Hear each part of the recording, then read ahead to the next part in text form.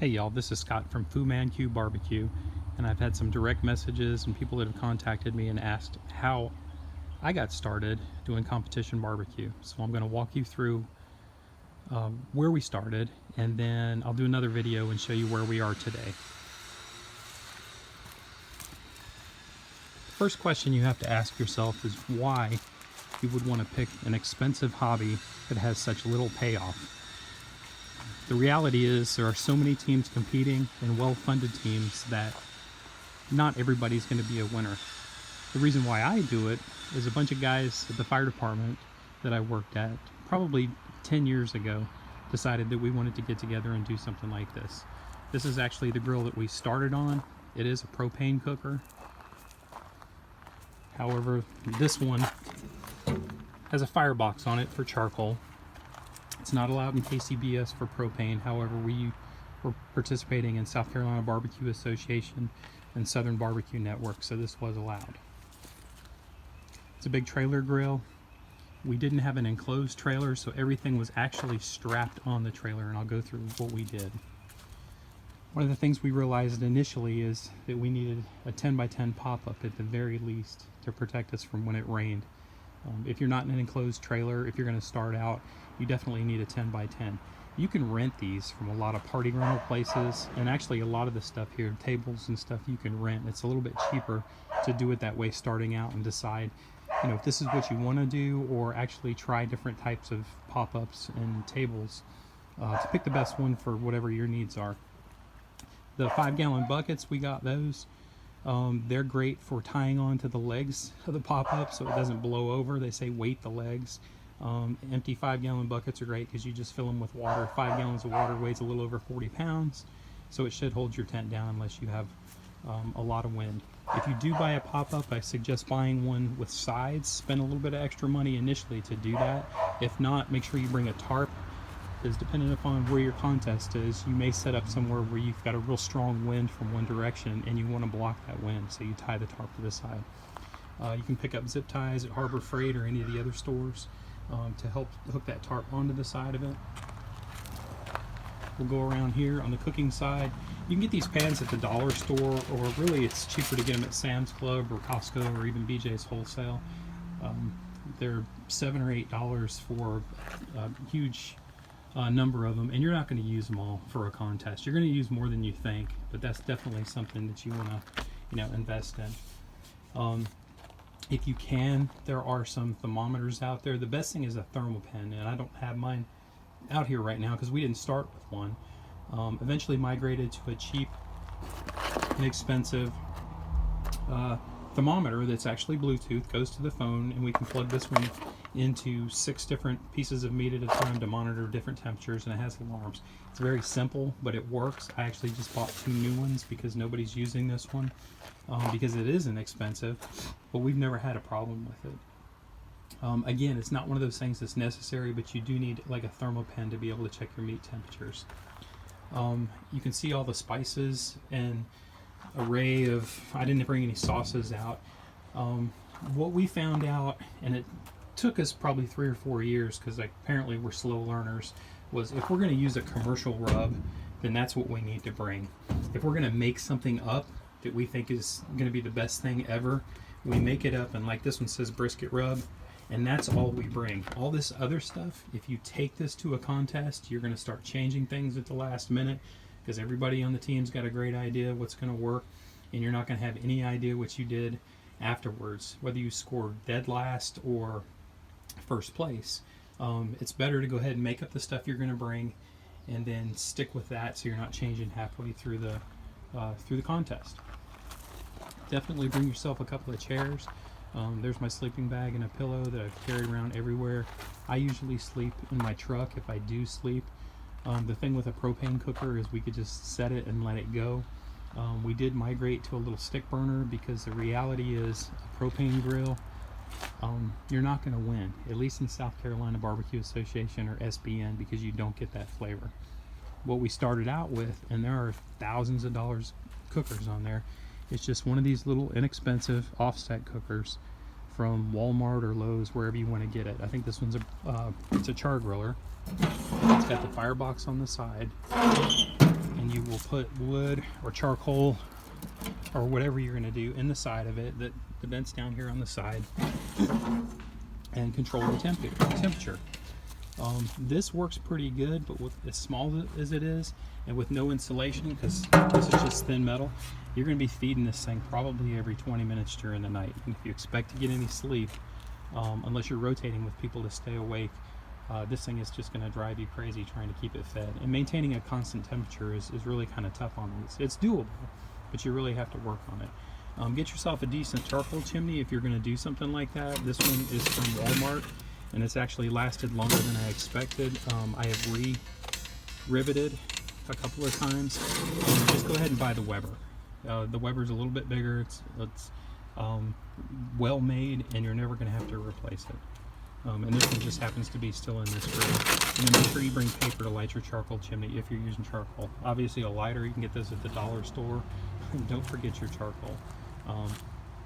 Even though we've been doing this for so long now, we still forget things, and we'll always make a trip to Walmart or something once we get on site and realize that we forgot something. We'll go over here. We did carry warmers with us for South Carolina Barbecue Association, and we still do. This is just an electric big rival crock pot, basically cooker. If you need electricity and they don't provide it, you'll have to bring a generator, but if they do, make sure you bring enough electrical cords, any splitters that you need, and definitely some kind of lighting. If you have power on your competition site, that's great. If the organizer's providing that for you, you're gonna need some lights. Doing stuff at night, like we were doing the first 2 times, with no lights and just using cell phone lights and flashlights, just doesn't work very well. If you have to, you can get these little LED work lights. You can pick them up on eBay for a couple of dollars. They're plug-in, they recharge, and they actually last for 4 or 5 hours. So if you don't have power, you can do a battery backup. We didn't do this initially, but we started doing it. Got a little Coleman Matchlight stove. It's just a camping stove with a metal pot, metal handle. You can actually put this on your cooker if you want to heat up sauce. If you're going to sauce your barbecue, you probably don't want to sauce the meat with cold sauce, so you at least want to warm it up. One of these little guys works pretty good, and you can also use it in the morning if you're going to try to cook with something for breakfast. And there's little stoves that are better than this. I showed you the zip ties earlier. Carry duct tape. Duct tape is an essential for just about everything. Trash bags, you're going to need those when you go out to your site. And definitely some coolers. Picked one of these big 48 quart Colemans up on Amazon. It was surprisingly cheaper doing it that way and getting it delivered free to store your meat in when you're going to your contest, or if the organizer provides it, you put your ice in there and drop the meat in once they do that. And then you're probably going to want a second cooler for anything that you're going to drink, on site. And there's a Lone Coors Light still in there. I will tell you, the first 5-6 years, maybe 7 years, when we were doing this, we would have a really good time, drink a lot, eat, cook different things, and have a lot of fun. And we didn't score very well. We were middle of the pack, and sometimes we get lucky and be, close to the top 10.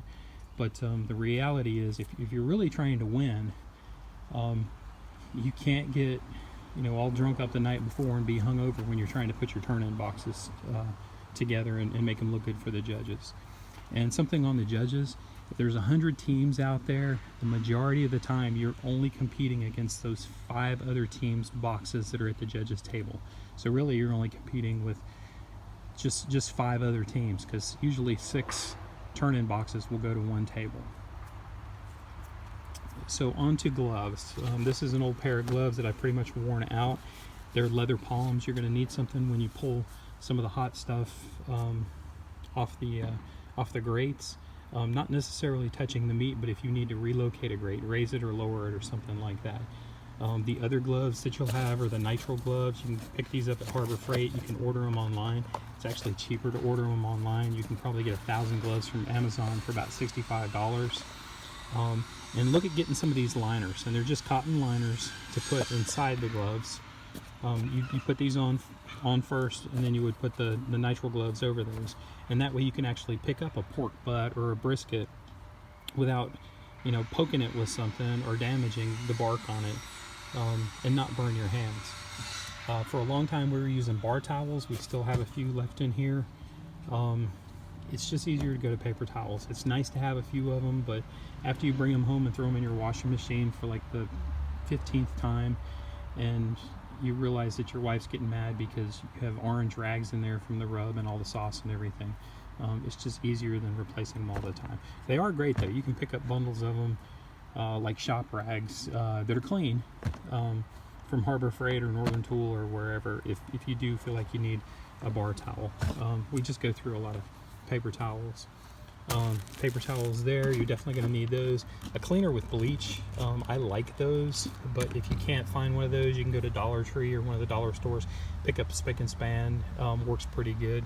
You don't want just a bleach cleaner, because with the grease from at least pork, it's impossible to clean your dishes and stuff, and your utensils, your knives and stuff, with something that doesn't have a cleaner in it. When you buy your foil, spend a couple of extra dollars and buy the heavy duty foil.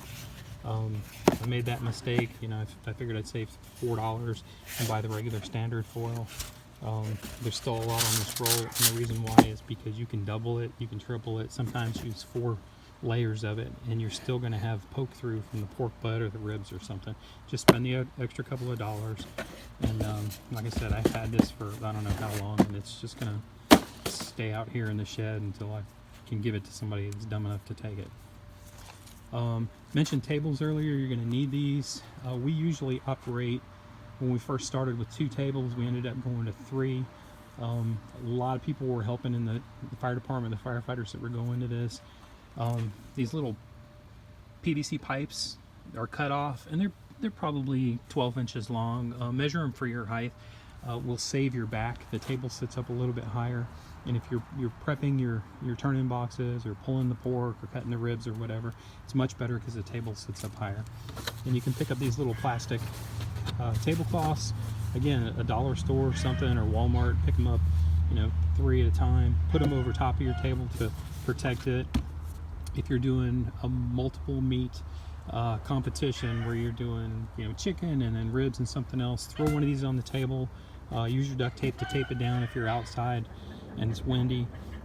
Do whatever your prep is, rip it off, throw it in the trash, put another one down, and go on to your next meat so there's no cross-contamination. Plastic bins, and you've probably already seen a couple of these. Plastic bins is what we started with. They're great, with the exception of we started piling more and more stuff into them. We had a spatula that somebody gave us. We actually use this to pick pork butts up off the grate. Get yourself a decent knife. I picked this one up on Amazon. This one I think was about $11. I use it to cut the money muscle and also the ribs. These little inexpensive knives, also on Amazon, so $5.50. That's an Apollo. I think they call it a boning knife. I've got 4 of these. They're easy to sharpen. You can metal to metal sharpen on the back of each other, and they've just really been great. Your spritzer bottles if you want these, shakers, different things if you need to mix something on site. And again, whatever sauce you're using, if it's a homemade sauce or a rub, like I said, I wouldn't bring all those extra spices, because you're going to think you know better, or start getting down to crunch time and you're going to start mixing stuff on site. It's harder to judge how well you're going to do if you're doing that. You may need some tongs if you have to serve the public, depending on the type of event. Obviously a lighter. If you use an injection for anything, the Tony Chachere's different injections that a lot of people use, and we've used them before. They come with an injector, and these things are reusable. It's got a needle in it. You can wash it off and then go with it. A lot of utensils from the Dollar Tree. I don't know how many different things we had that we've thrown away and haven't used. If you're gonna sauce anything, these little silicone brushes are nice, and they're inexpensive. And again, you can pick this stuff up at Dollar Tree for $1 and go with it. Another plastic bin over here. This one is, a lot of times we'll put the meat in, if it's a pork butt or a large piece of meat, to actually put the rub on. It gives us a clean location to do that. You can also have an empty one of these bins to use for washing your dishes and stuff, if you don't have a portable sink or anything to catch water in. This other bin right here, a lot of this stuff is stuff we've never used. These were the big thing. Everybody had to have these heat resistant gloves. They're very inexpensive. You can pick them up on eBay.